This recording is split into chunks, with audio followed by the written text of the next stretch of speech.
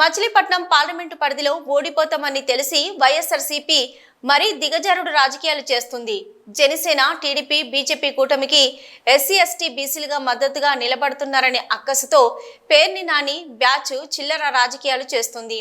అధికార బలం చూసుకొని దాడులకు దిగుతుంది. మహిళలపై వేధింపులకు పాల్పడుతున్నారు.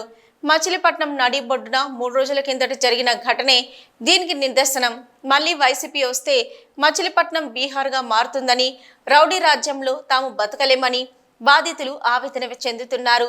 ప్రశాంతంగా ఉండే బందర్ పార్లమెంటును వైసీపీ బీహార్ రౌడీ రాజ్యంగా మారుస్తుందని, అందుకే ఈసారి వైఎస్ఆర్సీపీకి ఓటు వేసేది లేదని తేల్చి చెప్తున్నారు. అటు కూటమి మచిలీపట్నం పార్లమెంటు అభ్యర్థి సిట్టింగ్ ఎంపీ వల్లభనేని బాలశౌరికి ప్రజల్లో భారీ స్పందన కనిపిస్తుంది. అడిగిందే తడవుగా అభివృద్ధిని చేసి చూపిస్తారంటూ ప్రశంసలు కురిపిస్తున్నారు.